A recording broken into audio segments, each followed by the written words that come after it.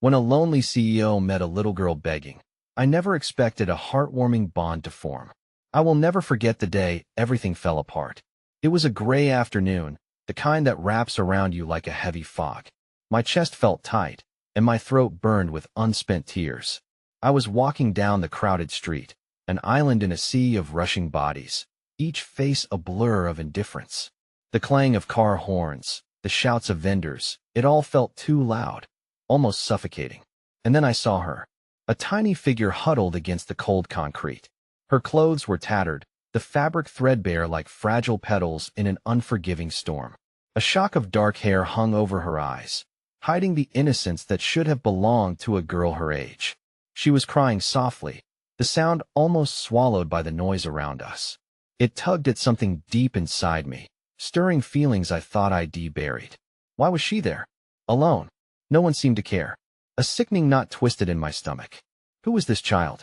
What had driven her to this desperate place? I stepped closer, my pulse racing.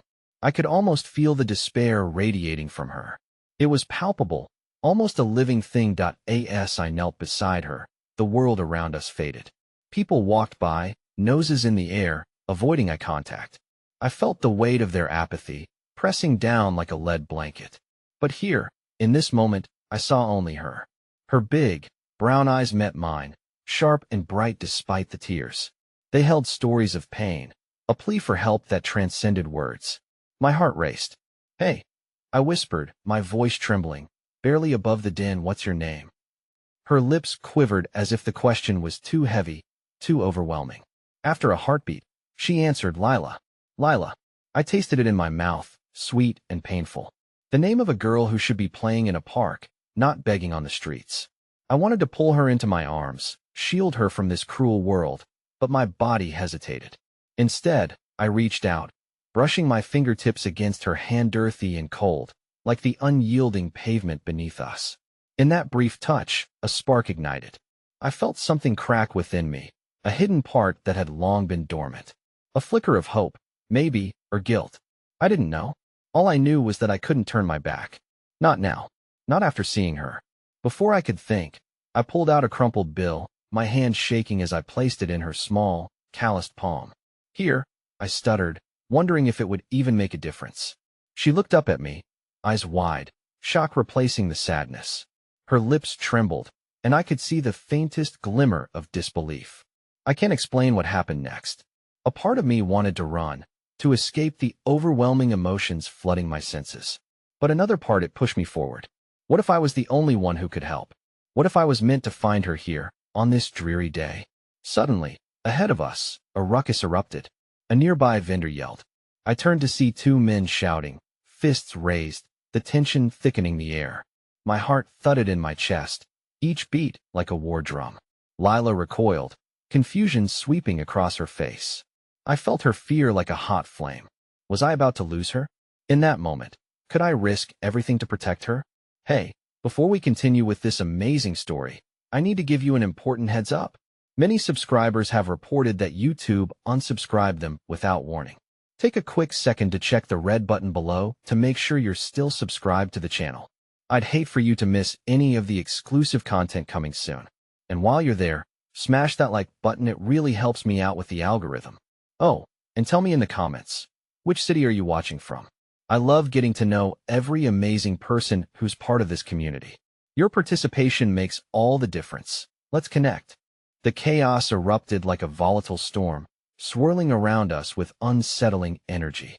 The vendors' shouts morphed into a cacophony of anger, punctuated by the sound of fists colliding with skin. My instincts kicked in. I had to shield Lila. I positioned myself between her and the escalating violence, my body a makeshift barrier. "Stay close," I murmured, my voice low and steady, as if I could somehow project calm into the chaos surrounding us. Lila's grip tightened around my hand. Her small fingers felt frail but resolute, anchoring me as if she were somehow bracing herself against the rising tide of fear. The fight swirled closer. I could see the wild eyes of the combatants, the frenetic energy of their bodies clashing. Each movement seemed to resonate with the bitter reality of life lived on the edge. My mind raced through countless possibilities. Should I call for help? Should I pull Lila away? Just as the tumult reached a fever pitch, a passerby intervened, a tall woman with a no-nonsense demeanor. She stepped in, blending authority with empathy as she yelled at the men to break it up. In the shadow of her bravery, the tension began to ease. I felt Lila relax just a fraction, her breathing steadying against my side. I could hardly believe she was still here, still with me, the frightened child who sparked something in my heart. Was it selfish to want to anchor myself to her, to latch on to hope amid turmoil? Once the dust settled and the light returned to our world, Lila looked up at me, her eyes wide, reflecting a swirl of emotions. Gratitude, fear, yet an underlying trace of trust mingled there, creating a tapestry of connection that momentarily soothed the chaos of our surroundings. "Why did you help me?" she asked, her voice a fragile whisper, like the flutter of wings. "Because no one else would," I replied, my throat tight with emotion. I felt fragile myself, as if a heavy weight rested on my chest, a cocktail of longing and despair. I didn't want this child to know the depths of hurt already etched inside her young heart, but she deserved to know that someone cared, even in the darkest corners of the world. Before Lila could respond, I realized I had to be more than just a fleeting moment of kindness. I wanted to pull her from this abyss, to offer her warmth and shelter. But how? My life had been a fortress of solitude. I was a lonely CEO surrounded by faceless employees. How could I reverse my nature and step into her world of vulnerability? As the sun began its descent, casting a golden glow over the city, I took a cautious step back, holding her gaze. How can I help? It was a question that felt too monumental, yet the urgency behind it propelled me. A flicker ignited in Lila's eyes, but immediately dulled as she lowered her head. "You can't. No one can. Everybody leaves." The words hung like lead between us, heavy with the truth of her experiences. In that moment, I felt the shattering of hope blossom within me. Was I truly brave enough to breach her walls? A moment of silence enveloped us before she lifted her chin and met my gaze again.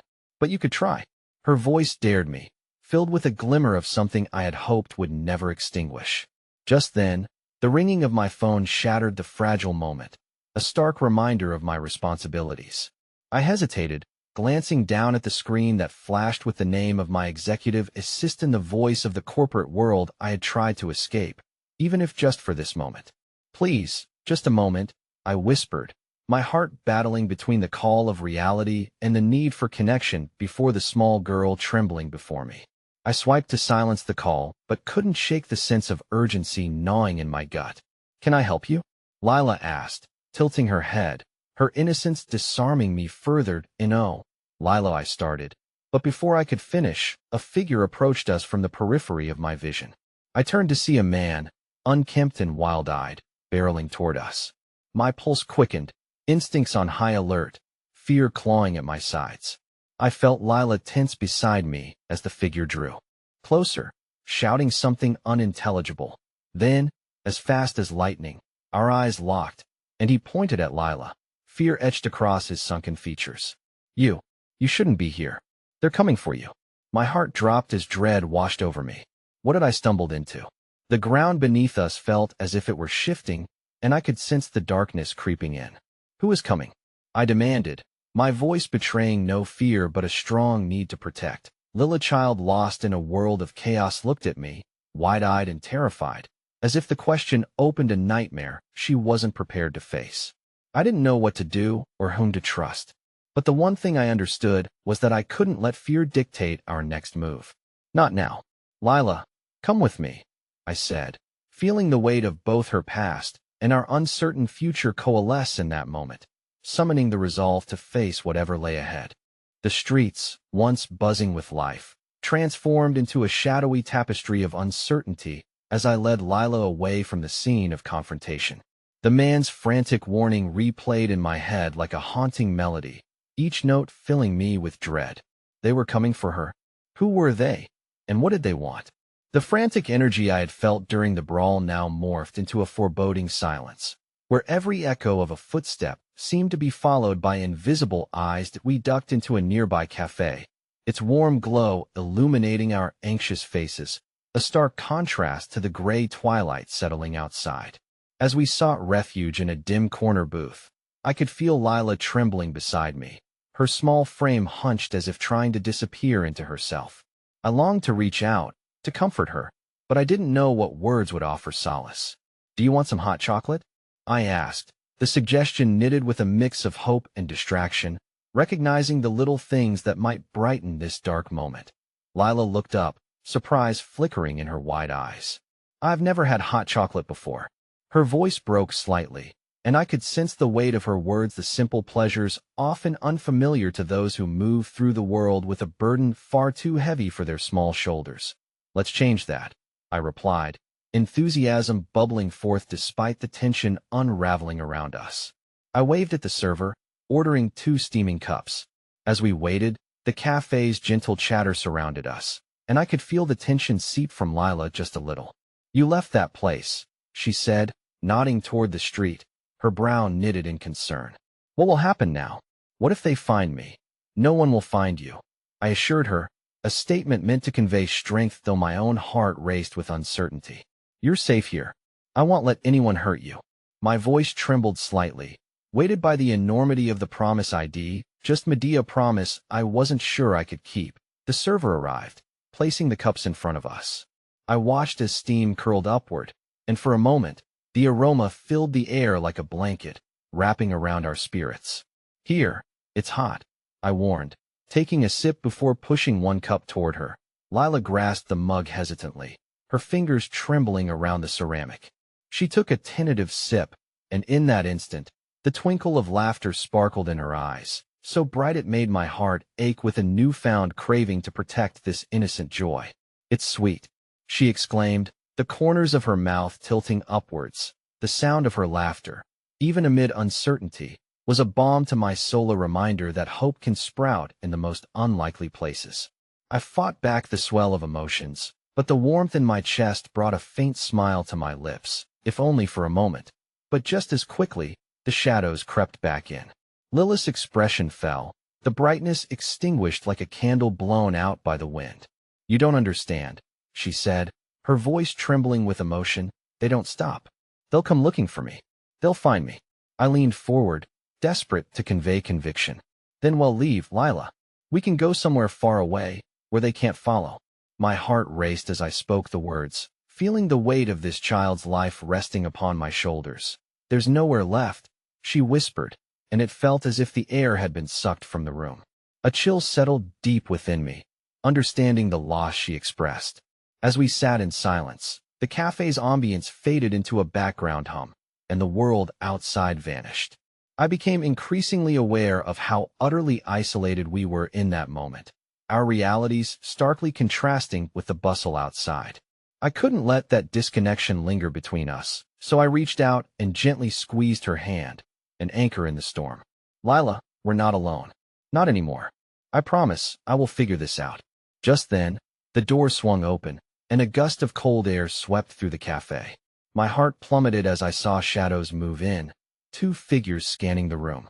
They were men broad-shouldered and wearing dark jackets, the very embodiment of fear itself. Lilith's hands stiffened beneath mine, her breath hitching in her throat. I stood abruptly, disappointment and fear clawing at my insides as I pulled her close, shielding her behind me.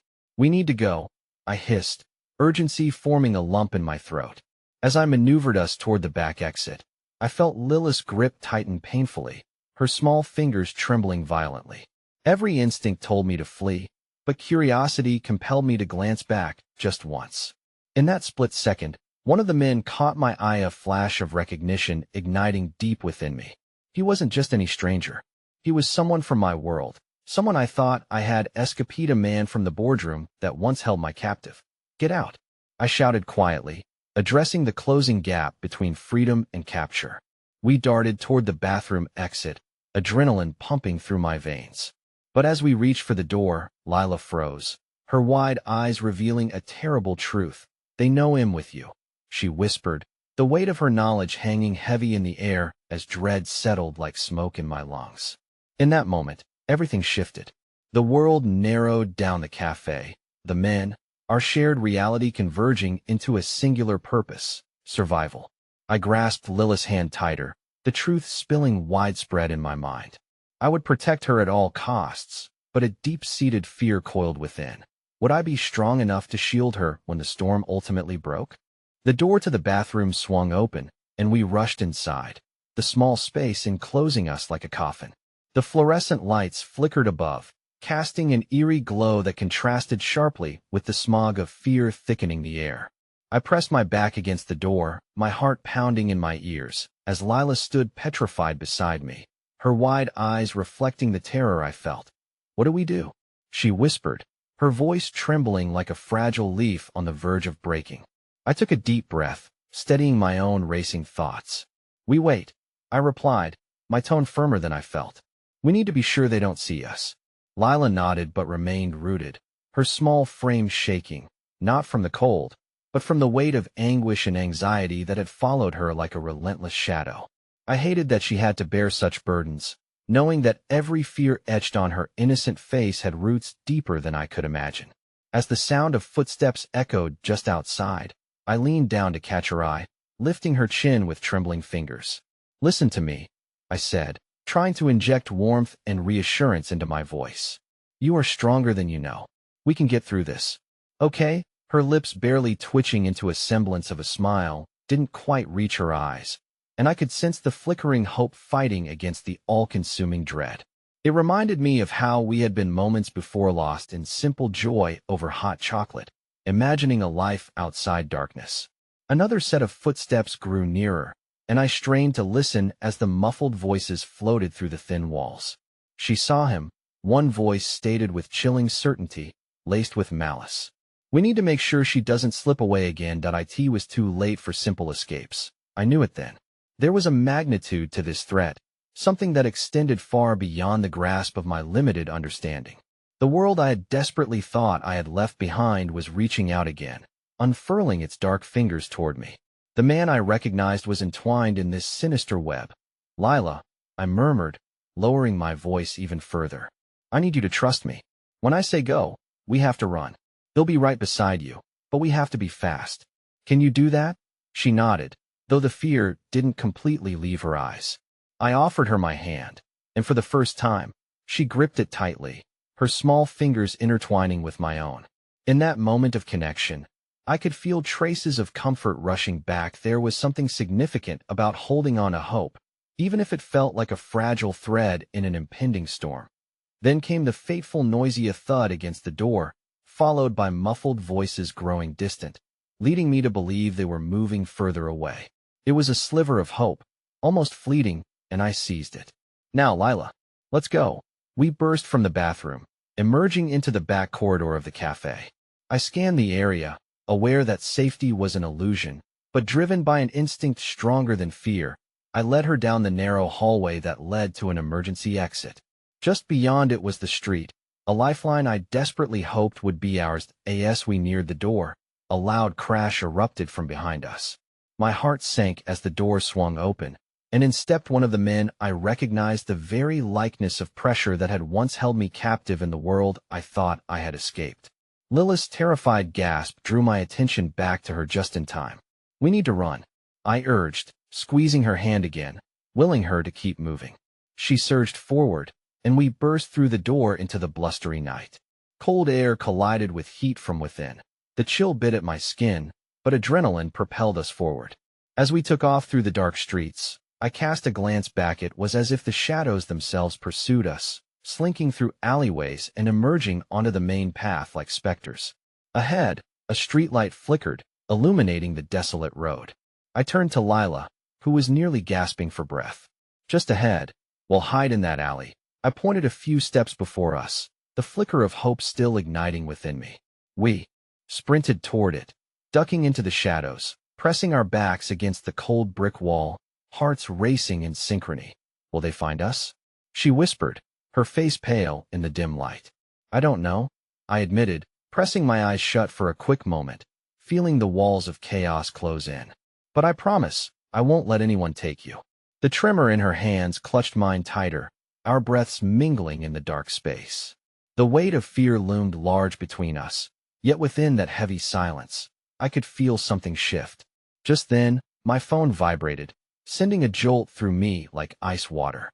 Startled, I fished it out of my pocket. The screen lit up with an unknown number. Hesitantly, I answered, heart pounding in my throat. Where are you? The voice was distorted, ominous, yet familiar. You can't keep hiding with her. The game has just begun. Panic surged within me as I realized the implications of the call. Who is this? I demanded, my voice echoing against the bricks. You'll find out soon enough. But remember, they're already on to you. The line went dead. The weight of dread folding into my core as I turned to Lila, who was clutching my arm, her eyes wide with fear. What's happening? She asked, her voice shaking like a fragile leaf that I had no answer for her this time. The shadows looming larger brought forth a new depth of uncertainty, and I knew in that moment, the heartwarming bond we had found was about to be tested like never before. The walls of the safety I had promised her crumbled, and we stood on the brink of something dark and unyielding. Would I be able to shield her, to protect her? Or would our bond be the very reason that the storm found us? I squeezed her hand, searching for hope in the coming darkness, even as the clock ticked down and danger edged closer. All that was left was the unseen path ahead, an abyss filled with unknown horrors that we would have to face together. The brisk night air clawed at my skin, carrying with it a sense of impending dread. The shadows cast by the flickering streetlight felt oppressive as they enveloped us. Lila's grip on my arm was firm, yet I sensed her tiny form tremble beside me. Every tremor reverberated through me, echoing the oncoming storm of fear that loomed just beyond our fragile sanctuary. Stay quiet, I murmured, my breath barely breaking the silence that wrapped around us. The heavy silence settled between us, one that stretched long enough to feel the weight of 1,000 unspoken fears. Lila's wide eyes darted around the alley, searching for any sign of movement. I couldn't help but envy her innocence, how she still held on to fragments of belief that things would turn out all right. The chaos that held my life in its merciless grip was a storm she shouldn't have to face. Seconds felt like minutes, and the stillness of the alley began to gnaw at my resolve. We need a plan, I whispered, breaking the silence, pushing aside the tumult in my heart. If they come looking for us, we can't just stand here. Lila nodded, although her face betrayed uncertainty. What if they find us? What if the man he's still coming? He's going to look for us, I admitted grimly, squeezing her hand tighter. But we can't let fear paralyze us. We have to keep moving, find a safe place. Before I could continue, the distant sound of sirens pierced the air, a harbinger of hope wrapped in sirens' wails. My heart leaped at the prospect, but just as quickly, doubt crawled back in. What if they're here for us? I reasoned, panic swirling in my chest like a storm. No, Lila cried, her voice rising. I don't want them to take me. Lila, I said, lowering my voice, forcing calm into my tone. I won't let anyone take you. Remember, we're in this together. If we can just find a car or a bus, we can get away from here. Just then, I spotted an old maintenance van parked a few alleys down, its paint peeling and rusted. It might not have seemed like the best option, but it was better than standing here exposing ourselves to danger. Look over there, I said, pointing. We can hide in that van until it's safer. Lila followed my gaze, her eyes wide as she processed the choice. What if it doesn't work? I knelt down, meeting her gaze. Sometimes we have to take risks. We have to believe there's still goodness out there, even when it doesn't feel like it. With that, I took Lila's shaking hand, and together we bolted toward the van. Each hurried step brought us closer to a sheltering possibility. I was acutely aware of the sirens growing louder, mingling with the distant sounds of footsteps that could belong to our pursuers. The pulse of panic drummed in my ears. We squeezed into the back of the van, ducking low, our bodies pressed against the cold floor as we listened intently for signs of danger. The smell of rust and oil wrapped around us, too raw and unfamiliar, yet it felt like a small reprieve from the chaos outside. Do you think they'll find us? Lila whispered, her voice trembling, barely above a breath. They might look, but they're not as smart as they think, I assured her, my own heart trembling with uncertainty. We're smarter than they are, Lila. We can outlast them. Just then, a soft sound echoed through the darkness as the van's door swung open with a creak. My heart raced, every instinct firing as I reached for Lila, pulling her close beside me. A figure stood silhouetted against the streetlight, and I could barely make out the outline of a man. Help. Someone's in here. He called out, his tone friendly but unexpectedly high-pitched, conflicting with the fear that gripped me. I held my breath, feeling Lila cling tightly to my side. We stayed completely still, hearts pounding heavy against the oppressive silence. The intruder stepped further into the van, and I recognized the familiar outline the stranger I had once brushed past at the cafe, a fleeting moment now reeking of mischief and uncertainty. "Ugh, you must be the ones they're looking for," he said, casually leaning against the van's wall as though it were nothing out of the ordinary. "You're lucky for Medho's guys are a real piece of work. You got some pretty powerful enemies now, don't you?" I mustered the courage to break the silence, pushing aside my dread. "Who are you?" I demanded, my voice hoarse but firm, careful to keep Lila shielded behind me. He chuckled lightly, but there was no warmth in it. "Just a friend, making sure you're not pawns in their little game. The ones who've come for you are ruthless, and you'd do well to stay hidden. I can help you." I glanced down at Lila, her face a mixture of confusion and fear. I wanted to reject him outright, but a tiny sliver of hope flickered to life. Could this be what we needed? Or another trap? But there wasn't time to think. The sirens were closing in fast, and we needed answers. "What do you want?" I asked, my voice teetering between suspicion and curiosity. He grinned, and for a moment, it felt like something akin to genuine interest. "Just to help. I have connections to get you somewhere far away from these people. But you'll have to trust me, and that's a big ask when everything seems so dark. But if you want a chance, it starts with taking risks." The weight of the moment hung heavily as I glanced between Lila's frightened face and the man's intense stare. Could I trust him? To take a gamble on a stranger? The shadows around us loomed tall and dark, and every second felt like a choice that could open doors to salvation or lead into utter ruin. "We don't have a lot of time," I said, my voice wavering between panic and determination. "What's the plan?" But as I leaned in to hear his response, the distant sound of footsteps echoed closer, menacing and heavy, stealing my breath away. The realization washed over me like ice water. What if this was a decision that could seal our fates, dragging us deeper into a web of danger we couldn't escape? As adrenaline surged through me, I felt Lila's hand squeeze mine, grounded in the here and now, waiting for whatever would come next. We were on the precipice, facing an uncertain future, and just like that, the choice became more than just survival. It was a leap into the unknown. My heart raced, knowing we could either take a step into the light or fall deeper into the abyss of shadow that lay ahead. The weight of uncertainty hung heavy in the air, each breath I took thick with the tension of choices yet to be made. Lila's hand remained in mine, reassuring and fragile, a tether that kept me anchored to an innocence I swore to protect. I took a moment to glance down at her, her wide eyes reflecting fear, but also an unyielding trust that I could somehow make sense of this chaos. The stranger, who had introduced himself as Felix, shifted slightly, the dim light illuminating his features, a mixture of cockiness and concern that danced in his expression. "Time's not on our side," he urged, his tone sharp yet strangely soothing. "I've got a place not too far from here. We can figure things out, devise a plan when we're safe." "Safe?" I repeated under my breath, testing the word against the echo of sirens that continued to grow louder outside. "Right," he said, his voice dropping lower, practically a hiss. "But the longer we stay here, the more chance you have of being found. They've got eyes everywhere. We need to move." I hesitated, battling the whirlwind of thoughts that spiraled in my mind. Trusting a stranger was a gamble, but every passing second screamed that we had to act. "Where's this place?" I finally asked, my suspicion woven tightly into the fabric of my voice. "Just a few blocks over. An aunt's old garage. Nobody goes there anymore," Felix said, his enthusiasm bright against the backdrop of our bleak reality. "But it won't be an easy trek. You'll have to stay close and follow my lead. And Lila," he added, his gaze softening as it fell upon the small girl by my side. "You need to stay quiet, okay?" Lila nodded, albeit unsure. I could see her little mind grappling with the enormity of the situation, the rush of emotions, fear wrestling against a flicker of hope that in that moment, I realized that I had to decide. We could either wait it out, hoping for the sirens to dissipate, or we could allow ourselves a chance to escape this nightmarish chase.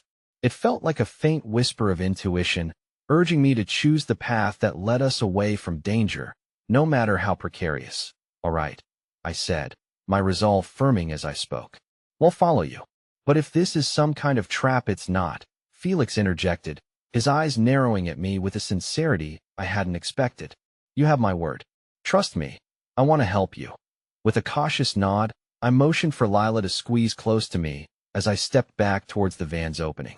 The chill of the night air hit us like a slap, the outside world no longer muffled by the cramped confines of the van. I braced myself, prepared for what might be lurking just beyond the shadows. Felix led the way, veering us into the narrow alley, his figure weaving deftly through the flickering pools of light.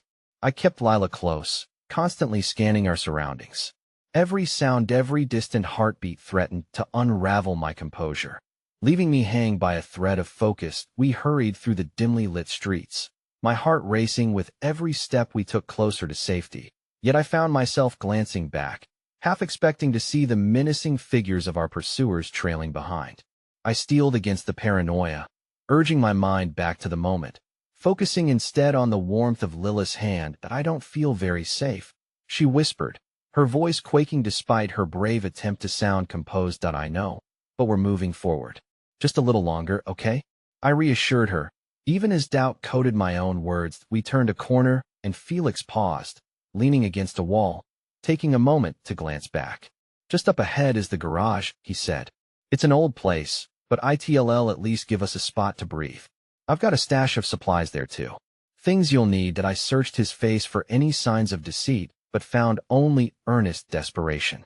The flickering hope that had begun to grow inside me was somehow managing to push through my overwhelming trepidation. As we reached the aged garage, Felix pried the door open with a rusting metal crowbar, the creaking hinges echoing eerily through the night like a lament.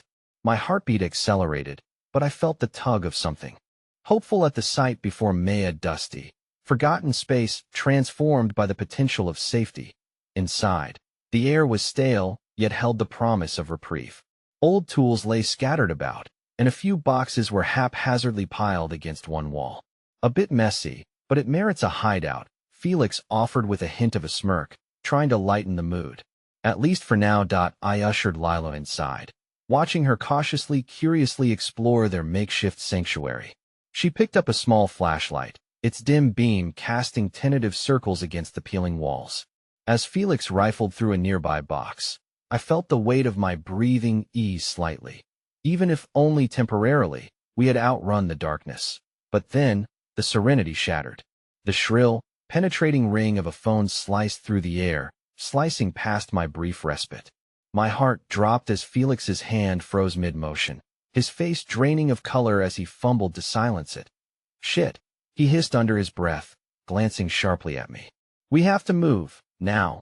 Before I could even process the urgency, Lila squeaked in surprise as I did a double-take, realizing that the beam of her flashlight had illuminated what lay in the corner. A figure I hadn't noticed before, huddled away in the shadows. Who's there? I yelled, panic rising within me once again.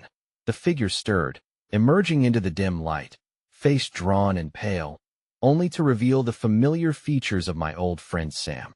His presence a bizarre mixture of relief and confusion as the chaos of the night came crashing back. That of all the places you. Sam stammered, disbelief shadowing his eyes. You need to get out of here. They're coming. But a terrible realization struck, and as I felt Lila grip my hand tighter in response to the renewed fear, I knew things were about to spiral further out of control. The pursuit wasn't just a nightmare, it was closing in faster than we could ever anticipate. And now, with Sam's unexpected appearance, the web of destiny was becoming impossibly entangled. The weight of the moment pressed down on my chest as I stood, utterly stunned, staring at Sam. His presence should have been a lifeline, but the fear etched across his face told me otherwise. What do you mean they're coming? I managed to gasp, my grip on Lila tightening instinctively as if I could shield her from the impending threat. I overheard them. Your names were mentioned, Sam said, his voice laced with urgency. They're not just looking for you. They want Lila too. We don't have much time. I felt my heart rate quicken, the fear of vulnerability clashing with the instinctual need to protect Lila at all costs. How can they know? I asked, the question hanging in the air, loaded with disbelief and mounting dread. That I can't explain it now, Sam replied. glancing around the garage as if expecting the walls to burst open any moment. But what I can say is that we need to leave. Felix's place isn't safe. We have to find somewhere hidden, somewhere they can't trace you. Where? I shot back, desperation coating my tone. I couldn't let Lila bear the weight of this night any longer. There's an old storage facility about 10 minutes from here, he said, urgency propelling his words. We could stash Lila there, get her something to keep her distracted while we figure out the next move. It's dim, quiet, nobody ever goes there. ITLL buy us some time. Wait, Felix interjected, clearly struggling to keep up with the sudden shift in our plans. You think it's just going to be easy to move again? They could be on us any moment. We have to stick together. This isn't a game. Look, we don't have a choice. Sam snapped, his voice rising as the tension frayed. Every second we waste puts them closer. You've both seen what they're capable of. The last thing we need is to be trapped here. This isn't about us anymore, it's about keeping Lila safe. Lila, still clutching the flashlight, seemed to sense the turmoil. She looked up at me, her eyes wide, searching for reassurance. Are we leaving again? She asked, her small voice trembling. I knelt down, meeting her gaze. I know it's scary, sweetie, but we're going to be okay, I promised, though my heart ached at the uncertainty of my words. We're just going to a new place where we can rest for a bit. We'll be safe. As I spoke, Felix moved closer to Sam, their whispered conversation fraught with urgency. If we take her to the storage unit, we need to create a diversion. Split up and meet back here. But it's risky? Sam countered, his voice low and simmering with anxiety. The only risk is doing nothing. We have to act. I watched as they exchanged terse glances, the weight of their decisions palpable in the cramped space. Just as they turned back to me, the distant sound of engine revving pierced the late-night calm, followed by the unmistakable thud of heavy footsteps drifting through the silence. My stomach twisted in knots. They're close, I hissed, panic looming large within me. Now? Felix barked, his eyes wide with fear as he stepped toward the door. Come on. We need to go right now? I nodded sharply, urgency propelling my every action as I grabbed Lila's hand and followed Felix and Sam out of the garage.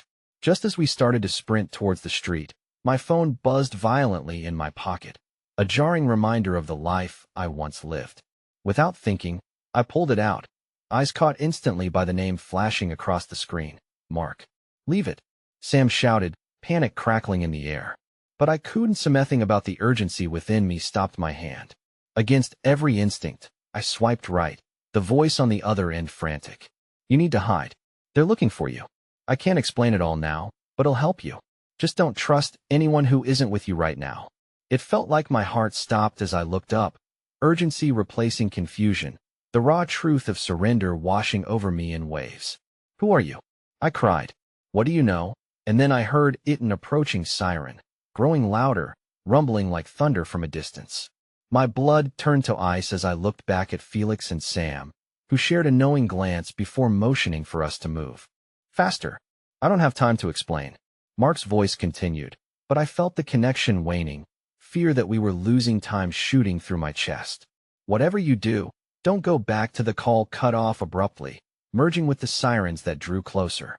The world spun in a frantic dance as fear spiraled through me. Just then, I noticed something gleam darkly in the shadows, a figure darting out of sight, a flicker of movement that sent my heart racing again. Memories of trust, safety, and hope shattered like glass. I knew beneath the panic, behind the sharp backdrop of threat, lay an unsettling truth I must confront. I had to remember that even amidst the dark corners of this uncertainty, I couldn't abandon the flicker of faith that had withstood this storm. But as we tore down the alley, desperate hope clashing against terror, I couldn't shake the feeling that as we ran from one danger, we were being led straight into another. And as I looked at Lila, I could only wonder how much longer we could escape the shadows encroaching upon us. The damp air felt heavy against our skin as we made our way down the alley, the tension palpable as we ducked behind a rusted dumpster. The sirens wailed like ghosts of our past, echoing memories of safety that now seemed impossibly distant. With Lila pressed against me, I could feel her small body trembling, her heart racing in sync with mine. Are we safe? She whispered, but the sincerity in her tone dug deeper into my already frayed nerves. Just a little longer, I replied, forcing a smile despite the outright chaos surrounding us. We'll find a place to hide soon. As Felix peered around the corner, his brow furrowed, Sam knelt next to me, fingers gripping my shoulder like a lifeline. We need to get moving before they close in on us. Keep an eye on her. He'll scout ahead. He glanced uneasily back at Lila, his protective instincts surfacing. And don't forget to trust your gut. If something feels off, run. With that, he slipped away into the shadows, leaving me with Felix and Lila. I couldn't help but feel a pang of loss for the certainty that had defined my earlier Lithian ordinary existence, filled with breakfast routines and bedtime stories. Now, I was swallowed by this nefarious world where every decision could have consequences I couldn't anticipate. Look, Felix ventured quietly, scanning the alley. We can't stay here long. If they're looking for us, they'll check the obvious spots first. We need to find a way out of this neighborhood. Nodding, my mind raced with scenarios. What would happen if we zigzagged through the streets? Could we find refuge in one of those off-the-beaten-path cafes? Regret tightened its grip on me. I had once taken comfort in coffee shops, their warm lights and friendly baristas. Now, they felt like traps, and I could only yearn for an ordinary moment, a meal shared, or laughter between friends. What's wrong, Mama? Lila's soft voice sliced through my thoughts. You look sad. Her innocent observation struck me like a cold splash of water. I forced a smile, crouching down once again to meet her gaze. I'm just thinking a lot, I admitted, brushing a loose strand of hair from her face. But I promise, as long as we're together, we'll pull through this. Just then, I thought I sensed movement from the other end of the alley, the heavy thud of footsteps too loud, too close for comfort. We need to move, I urged, but before we could act, Felix suddenly froze, his eyes darting in a different direction. What is it? I asked, heart pounding. There's someone, Felix murmured, the tension palpable in the air. Slowly, I turned to follow his gaze and saw a figure emerging from the shadows. My throat tightened as I tried to discern through the dim light. Could this be another threat? But as the figure drew closer, I caught the outline of a little girl, maybe a year or two older than Lila, hair disheveled and dirty. She looked lost, frightened, with wide eyes scanning the street as if sensing danger but unable to comprehend it fully. Instinctively, Lila released my grip and took a step towards her. Hi, she called softly, her voice like a gentle breeze. Are you okay? The little girl froze, hesitating before taking a tentative step closer. I am hiding, she stammered, trembling like a leaf caught in the wind. They're looking for me. As the gravity of her words sunk in, I felt an emotion welling up inside me, an unexpected burst of compassion rushing forth. Come here, Lila urged, extending her small hand toward the girl. You can hide with us. Felix's expression wavered as he glanced between the two children. We can't risk it, he said, worry etched on his face. We need to keep moving, but against all odds, something stirred deep within me at the sight of the two innocent souls finding solace in one another amidst our chaotic existence. Wait, I said, reaching out to the girl. What's your name? Lily, she replied, her voice small but steadying as she clasped Lila's hand. I got separated. Were your parents? I asked gently, hoping against hope for a glimmer of normalcy. They went to hide, she said, eyes darting nervously. They told me to wait and not move, but I heard them coming. Frustration surged like volcanic ash, the realization settling in that fear had consumed yet another innocent child. Lila, let's help her, I said, looking at my daughter with new resolve. The more, the better we can protect one another. That was when I heard it again, the low rumble of approaching engines cutting through the night air. A wave of dread washed over me, and I met Felix's frightened gaze. We have to go. Now. Just as we began to move forward, the flash of blue and red lights cut across the alley, illuminating the darkness. Panic surged as we turned to run, but the group of shadows at the alley's exit moved quickly. Over here, Felix shouted, urging us towards an abandoned storefront. As we dashed into the building, the chaotic voices dwindled behind us only to be replaced by another, this time clearer, Sam's voice, calling out from the darkness. Where are you? He shouted, worry lacing his tone. Here, I cried back, relief flooding through my veins as we huddled together, children squeezing close in the tightening embrace of uncertainty. But in that heartbeat, Hope flickered mischievously as I saw Sam's worried face come into view. The bravery of innocence and the bonds of unexpected friendship pulled us through a perilous moment, but above it all, the unease remained. As the uncertainty swelled around us like storm clouds, I realized we were all holding our breaths for what might happen next, and, just like that, the moment stretched infinitely, the curtain of fate poised to drop. A flash of uncertainty gripped my chest, for with those words still hanging in the air, I couldn't shake the feeling that our only path forward was about to be obscured by shadows once more. The howling wind outside pressed against the hollowed walls of the abandoned store as we caught our breath, the air thick with the unspoken fear that settled over us like a blanket. I leaned against the cold metal of a rusted shelf, keeping my gaze darting between the children, Lila and Lily, who now stood clasping each other's hands tightly, like lifebuoys in a stormy sea. "Sam," I whispered, as he took a cautious step toward us, his darkness from the outside still trailing behind him. "Did you see them? Are they close?"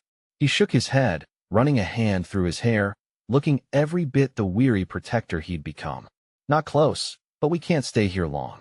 We should keep moving." "But where?" My voice cracked, the urgency of the situation slowly creeping up on me like the oncoming tide. "I can't keep putting us at risk by just running without a plan."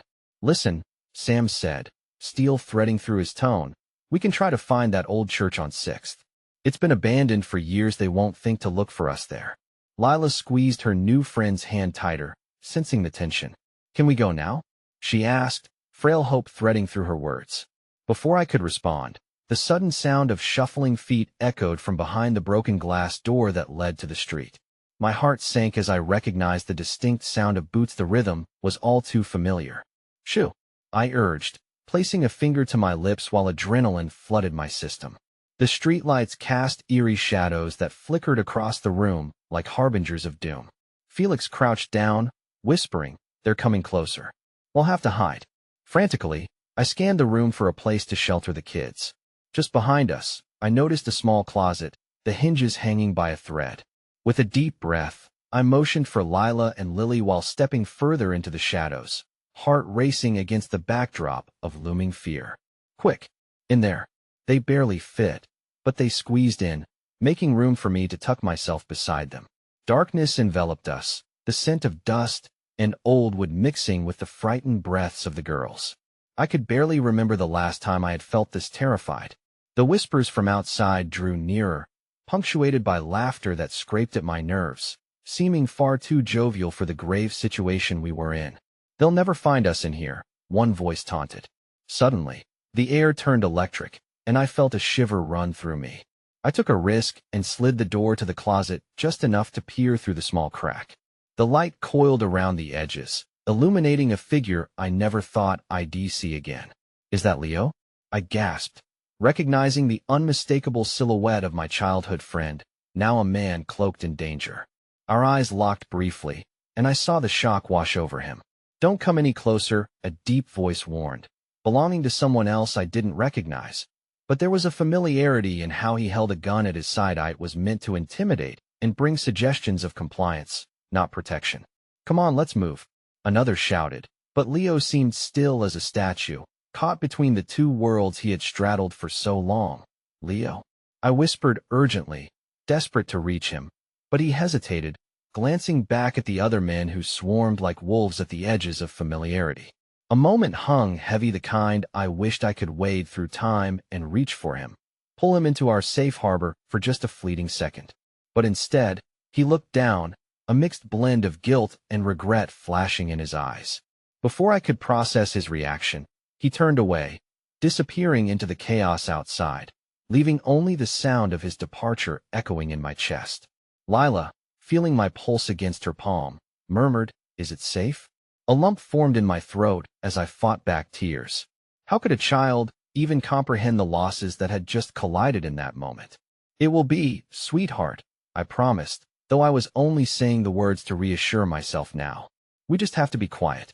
And with each anxious second that passed, the door creaked further, testing our fragile safety. I held my breath, praying that Leo's choices hadn't sealed our fate, yet unable to shake the feeling that our tenuous grasp on hope was unraveling. Just as I was about to signal for the girls to hold on tighter, the closet door was yanked open, the blinding light pouring in like molten fire.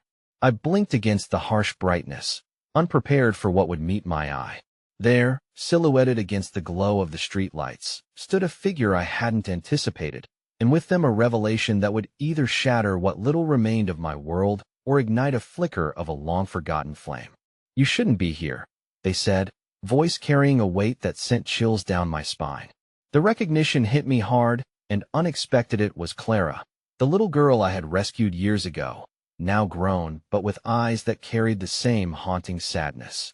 "What are you doing here?" My heart thundered as memories surged forward, both aching and bittersweet. "You've got to come with me," she insisted, urgency saturating her tone. "It's not safe." With the night closing in and our sanctuary collapsing around us, one thing was glaringly clear. I was caught in a storm, unable to discern friend from foe, and yet somehow drawn to the hope that had found its way to us through upbringing ties, dark choices, and the resilience etched into our bones. I stood frozen in place, the weight of disbelief pressing down hard on my chest. Clara. I hadn't seen her in years. The little girl whose life I had changed in my eyes. I knew I had saved her from a fate that could have been untold horrors. But here she was, a young woman now, yet the essence of that child still flickered within her. "Clara, where have you been?" I managed to whisper, my heart echoing with memories of innocence stolen and battles fought. "You need to trust me," she urged, her eyes darting past me, rushing forward, sensing the urgency of our predicament. "They're coming for you." I couldn't allow the panic to wash over me again. Lila and Lily's eyes were fixed on Clara, both girls wide-eyed and full of questions. I swallowed hard, steeling myself against the rising tide of desperation and fear. "How do you know? Who are they?" I demanded, urgency lacing my tone. Clara's breath came out in a shaky rush. "I was part of it for a while, hiding, running, learning from the mistakes I made. They're looking for you because you're involved in something bigger than you realize. Secrets you stumbled upon by lending a hand. Ones they don't want uncovered." "Not yet." A chilling silence enveloped us. The gravity of her words seeped in, wrapping around us like a vice. I felt Lila squeeze my hand, a gesture filled with innocence and faith that I couldn't afford to betray. "What do we do now?" I said, the weight of my failing decisions crashing down around me. I glanced at my daughters, my heart bursting with the need to protect them, while feeling like I was losing control entirely. Clara hesitated. "We need to move now.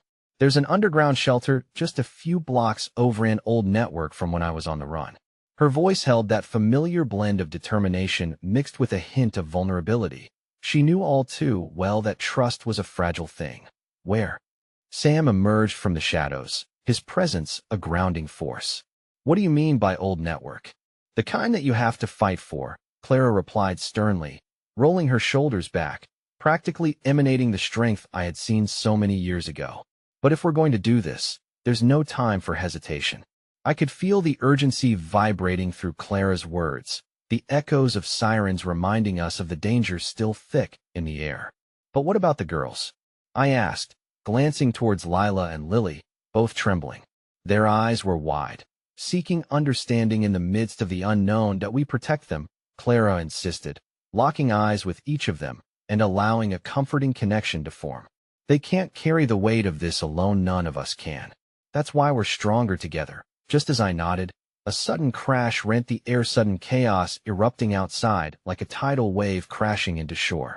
I instinctively pulled Lila and Lily closer, shielding them with my body as Sam and Clara maneuvered in front of me, an unspoken pact of protectors against the growing threat looming just outside.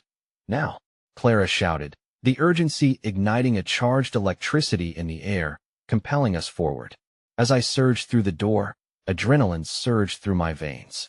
Clara led the way with Sam right behind me, our breaths synchronized in the race against time. Just as we neared the alley, shadows loomed large, figures moving too swiftly for comfort. My heart sank. We were too exposed, too vulnerable. Before I could react, Clara turned abruptly, grabbing hold of my arm. "This way," she instructed, her voice steady amidst the chaos. With no time to question, I followed, pulling Lila and Lily along, heart racing. We slipped into an alleyway darker than the rest, a haunting abyss where the echoes of our footsteps danced ominously against the damp ground. Once inside a small space that seemed to recede into the evening, Clara held her finger to her lips before sliding in beside us. "This used to be a drop point for supplies," she explained, glancing down as a flash of remembrance crossed her face. "It's a little dusty, but it'll do." The girls huddled close as I knelt beside them, desperately seeking to shield their fearful eyes from the mounting danger lurking outside. "You're going to be okay," I whispered, reassuringly pressing my lips against their foreheads. But deep down, doubt coiled like a serpent around my heart. What if I was leading them to doom instead of safety? As the chaos swirled around us, my phone buzzed in my pocket like an unwelcome intrusion. I hesitated, fingers trembling. This choice could change everything. "Sam," I mouthed silently, but Clara merely shook her head, her eyes darkening. Without thinking, I pulled the device out. A single message blinked on the screen, reading, "We know where you are. You can't hide forever." The pit in my stomach twisted as the gravity of danger settled upon me like fog. "Who is it?" Clara asked, sharp-eyed, as I quickly showed her the screen. "Mark's the only one who knows him here," I murmured, confusion wrestling against fear. "But if he's caught, then you need to get moving," Clara interjected sharply. "Abandon the past and stay focused on the present. We can't allow them to know we're here." With each breath, the shadows loomed larger, both outside and inside our hearts. I felt myself unwinding, every tether threatening to break as time slipped through our fingers, rendered frail against the wrath of uncertainty.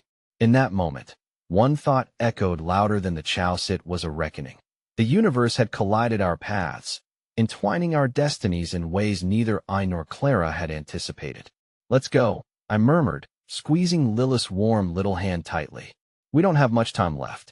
And with a single flicker of resolve, we surged forward at once, a collective breath held tight against the storm that raged around us, a testament to the unbreakable bond forged through fear, love, and unexpected relationships battling against the shadows lurking just beyond our reach. And as we stepped back into the fight, one truth emerged through all the uncertainty: together, we would face whatever lay ahead and claim the light, even when it felt as if it had faded entirely. "Stay close," I urged, and as we darted from the shadows, I could feel the echoes of our fears giving way to the quiet resilience that had begun to intertwine and build like the strongest foundations of trust. Whatever darkness was chasing us down would meet its match in the bonds we had forged, all hearts beating as one, ready to face whatever fate awaited us in the storm ahead. In that moment, I knew we would find our way home.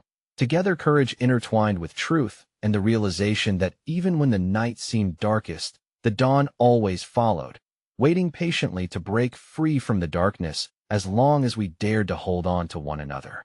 "Together always," I whispered as we charged ahead, a fierce determination igniting inside me, driving me forward to whatever awaited us, unwilling to relinquish the flickering light of hope that had guided me through the dark.